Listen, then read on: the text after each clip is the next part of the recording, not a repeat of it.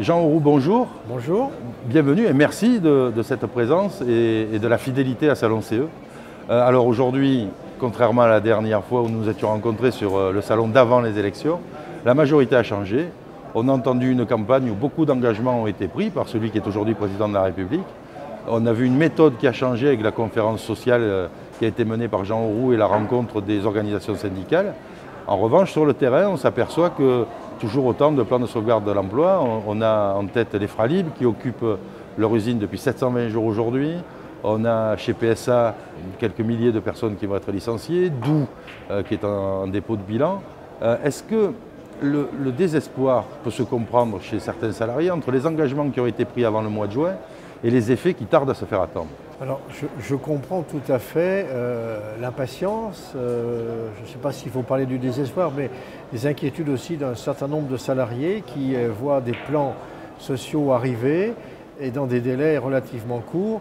Alors, effectivement, moi j'avais connu cela un peu en 81 parce que les choses ne se sont pas passées de façon toujours très aisée.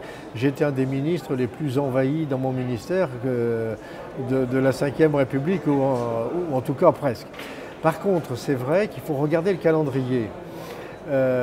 J'ai présenté mon rapport sur les nouveaux droits des travailleurs le 8 octobre 81. Le 4 novembre, toutes les orientations étaient approuvées en Conseil des ministres et nous avons décliné les lois tout au long de l'année 82, en commençant par les ordonnances et puis les lois du 4 août au 23 décembre. Donc c'est quand même un délai de 18 mois qui a été nécessaire pour faire voter les lois, puisqu'il y a les navettes parlementaires, il y a les discussions avec les syndicats et les partenaires sociaux. Moi, ce que je note dans ce qui est engagé aujourd'hui, c'est d'abord une volonté de dialogue incontestable et ces choses sont en route. Par exemple, sur le point le plus important, la sécurisation des parcours professionnels, enfin la sécurisation de l'emploi.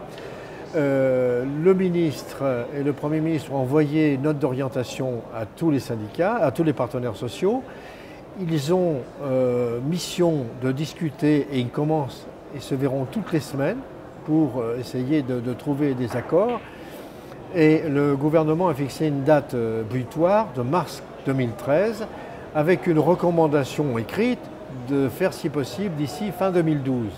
Alors c'est vrai que dans un premier temps, tous les gouvernements démocratiques sont condamnés à fonctionner sur la législation antérieure. Et donc là, je pense que si on perd 6 mois d'une certaine manière, ça n'est pas rien. Est-ce qu'on aurait pu faire voter un moratoire? C'est une question qu'on peut effectivement poser. Moi, je trouve que le gouvernement a une bonne méthode, mais qu'il y a une responsabilité considérable des partenaires sociaux. On a fait les contrats d'avenir pour les jeunes. Il va y avoir les contrats de génération sur lesquels on demande aussi aux partenaires sociaux d'être de ce que j'appelle des pré-législateurs. Et même chose pour la sécurisation de l'emploi. Ça fait beaucoup de choses. Tous les syndicalistes et les partenaires sociaux n'étaient pas forcément prêts, mais la mécanique est engagée. Donc c'est à chacun maintenant de prendre ses responsabilités et de rester dans les délais qui sont impartis.